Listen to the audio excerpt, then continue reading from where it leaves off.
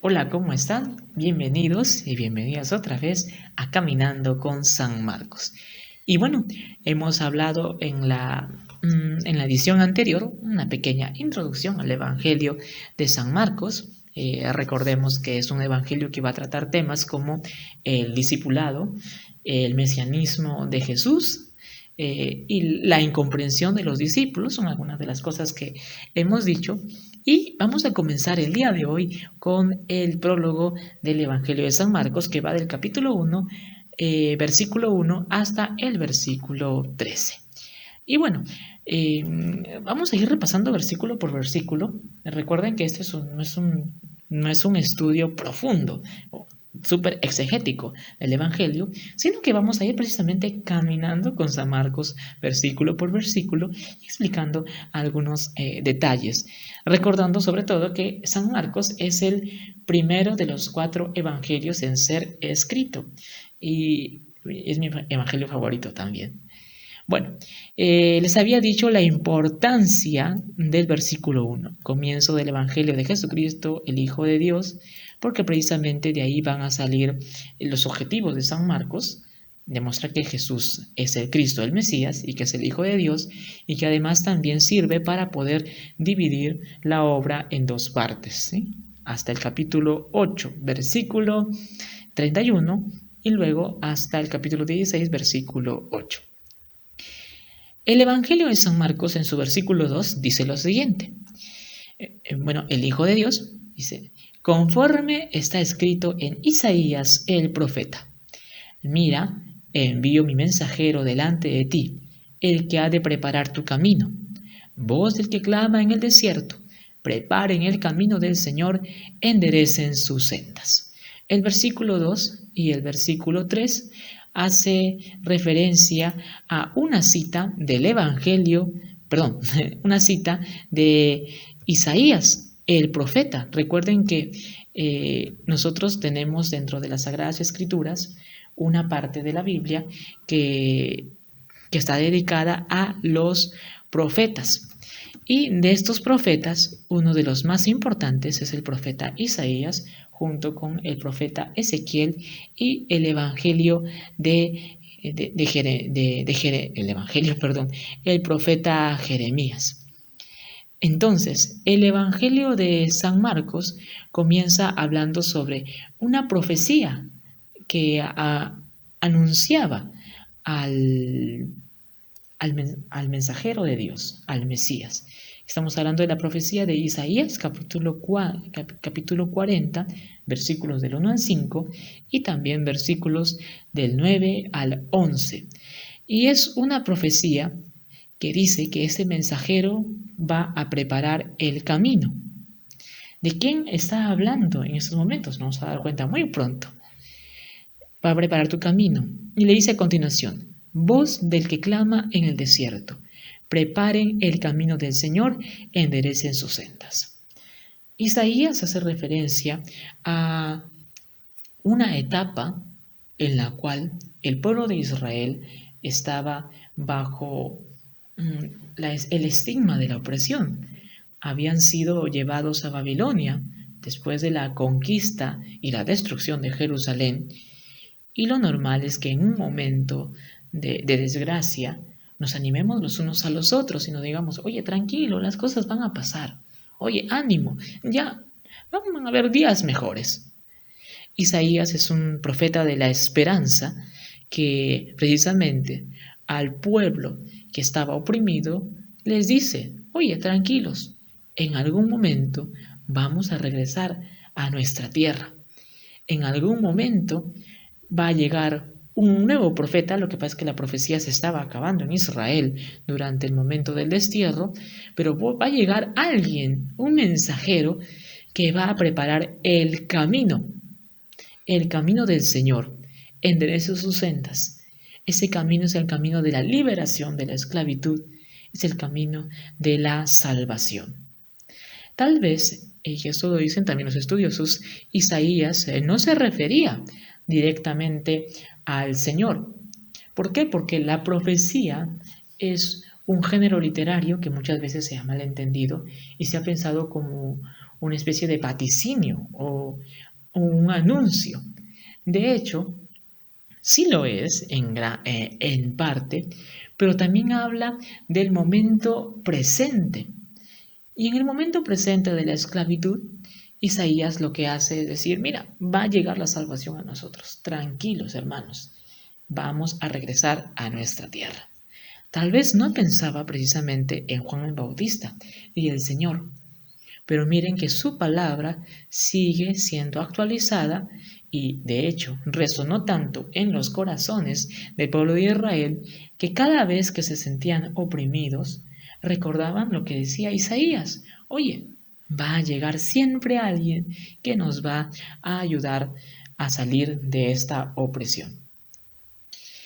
Precisamente el Evangelio de San Marcos en el seguimos en el capítulo 1, estamos en el prólogo, en el versículo 4 aparece en escena Juan el Bautista.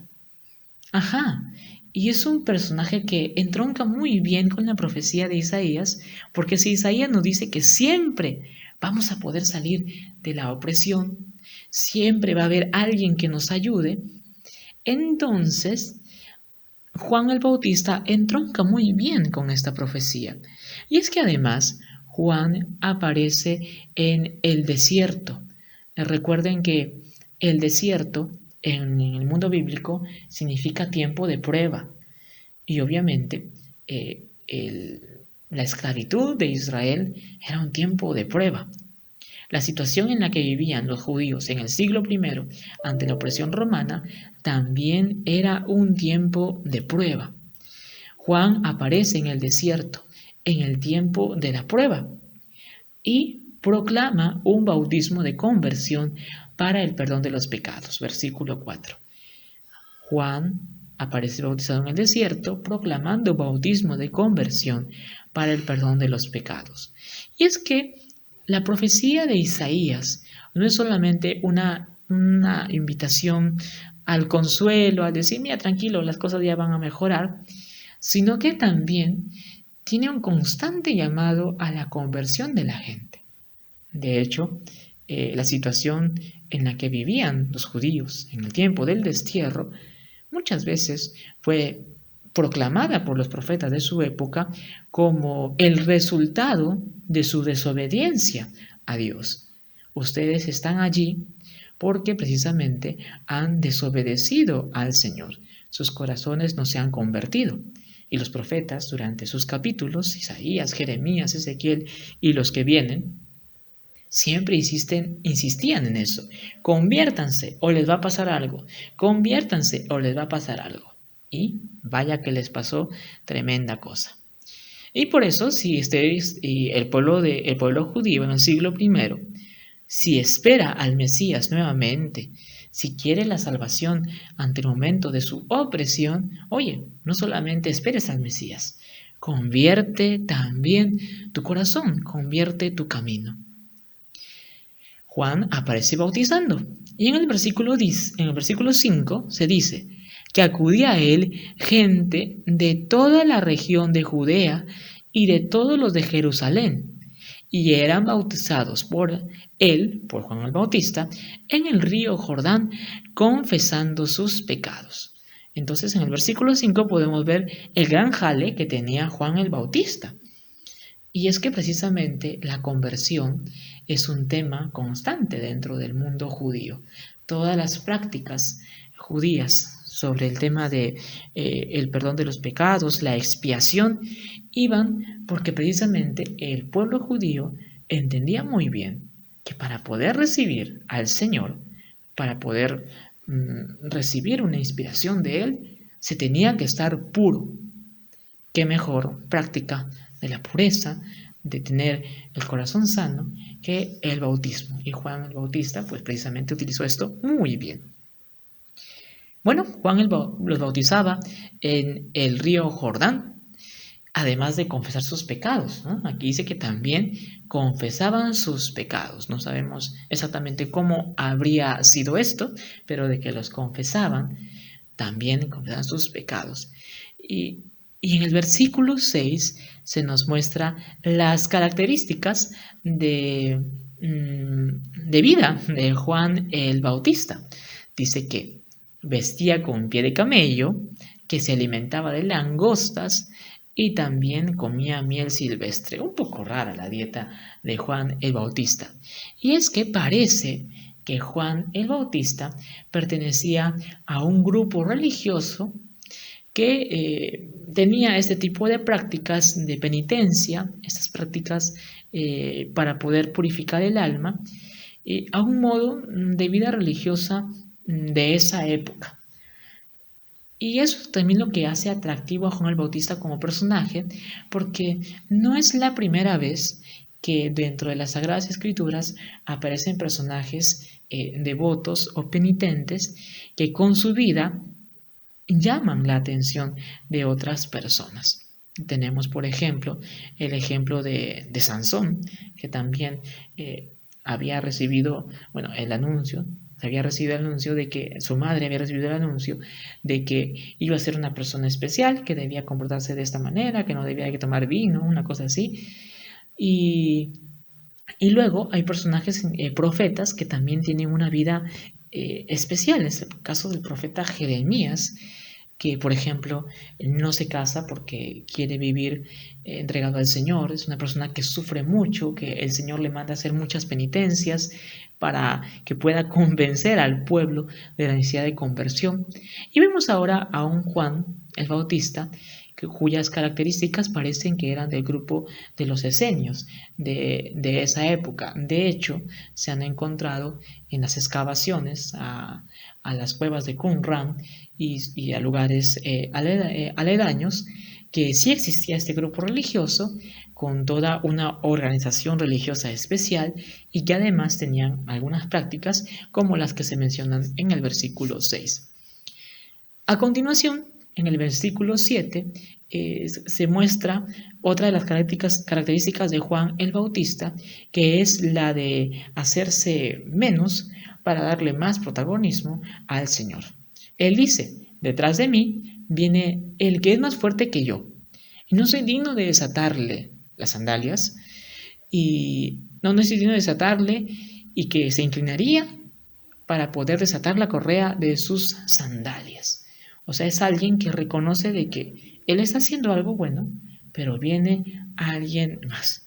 Y por eso está en consonancia con el versículo 2, que a su vez hace referencia a la profecía de Isaías, que muestra a un mensajero en el camino que va a preparar las sendas del Señor. ¿Quién es ese mensajero? Juan el Bautista. ¿Y quién es el camino? El Señor. Jesús es el camino. A continuación, en el versículo 8, dice también cuál es la diferencia entre él y el que viene. Juan bautiza con agua, pero dice, el que viene les bautizará con el Espíritu Santo.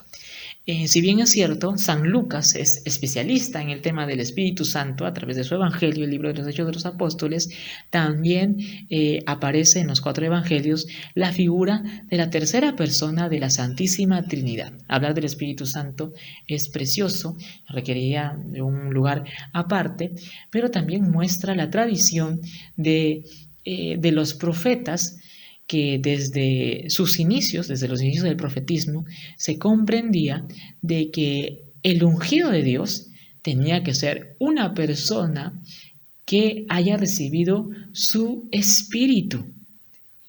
Y por eso es que aquí, cuando dice que Él les bautizará con Espíritu Santo, es que, ¿por qué el que viene va a bautizar con Espíritu Santo? Porque lo tiene o porque lo tendrá.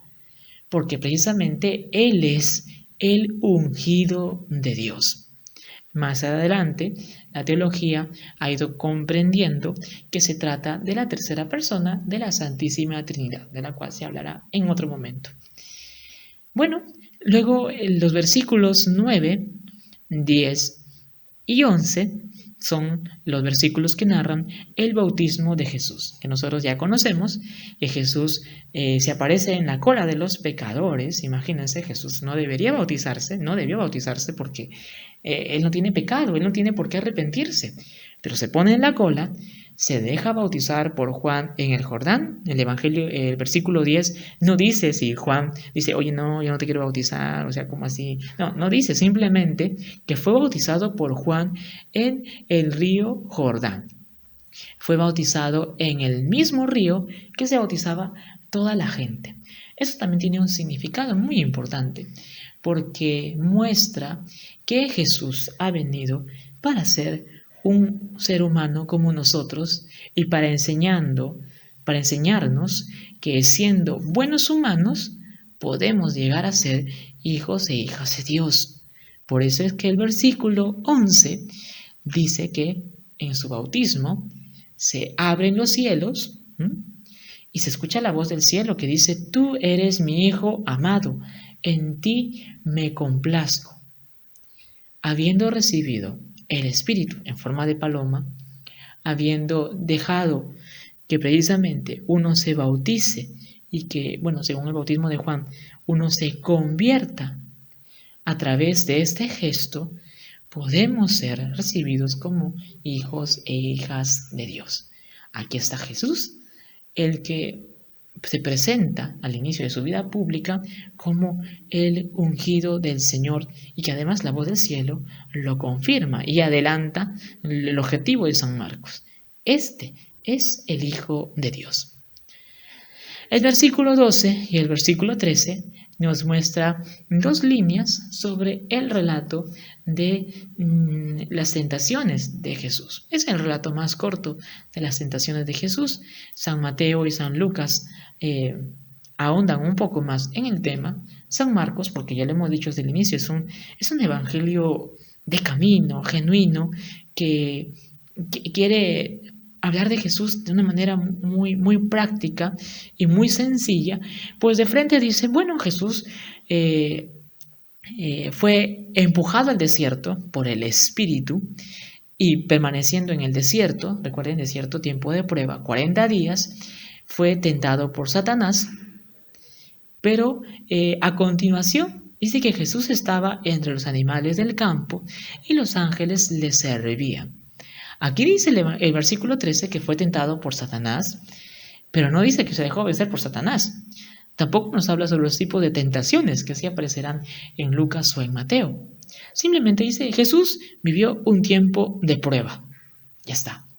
Y esto es muy humano, porque todos los seres humanos pasamos por tiempos de prueba.